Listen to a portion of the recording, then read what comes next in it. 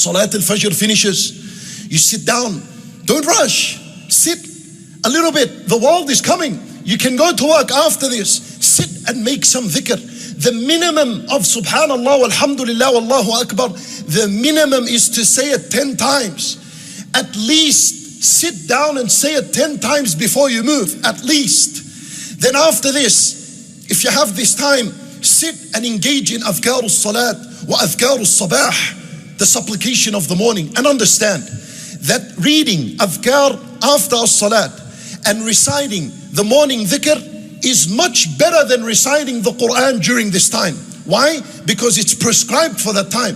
And Quran generally is the best dhikr on earth. But when there are times in which other adhkar are prescribed, then they become better. So you make adhkar after salat, and then you begin with adhkar al-sabah. After you finished all this, you begin to read some Quran that Allah subhanahu wa ta'ala allows you to read. And when you make adhkar al-sabah, don't go now and look into the app. Oh, subhanallah, you see it's about 23, 25, 26 pages. It's going to take me half an hour. Where am I going to read adhkar al-sabah? Relax. If you're new to this and you don't know this, pick 2 or 3 and stay onto them for a month. Pick 2 or 3, do something from adhkar al-sabah. Adhkar al-sabah will give you protection. It will give you strength. As you read adhkar al-sabah, you come across some of them that are familiar, we all know. Like, لا إله إلا الله وحده لا شريك له له الملك وله الحمد وهو على كل شيء قدير. This dhikr is supposed to be said 100 times during the day and the night. You can say 50 in the morning, you can say 50 in the afternoon.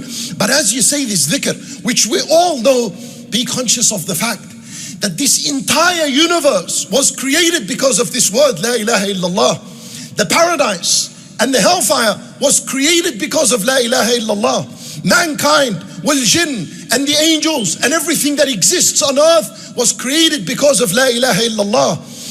So when you read it 50 times in the morning, it's sure to do some effect in your heart. As you read it, you be conscious of the fact that this worldly life is worthless without La ilaha illallah. What was I rushing to? After as-salat, I'm rushing. It's like someone kicked me out of the masjid. Why is it the fact like this? After salat, people want to run straight away.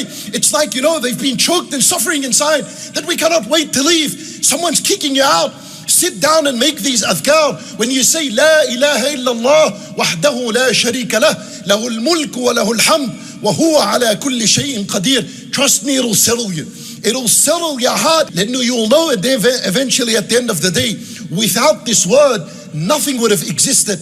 Everything is worthless without this word. So give it its time, give it its right. Sit down and read it and recite it and perfect it. And now the sun hasn't even come up yet. And look how much a person has done. This is the life of a productive Muslim during Ramadan. And outside of Ramadan, you continue this strategy as well. By now, you've proven to yourself, al-akhiratu hammuh, that, oh Allah, truly, really, the hereafter is my concern.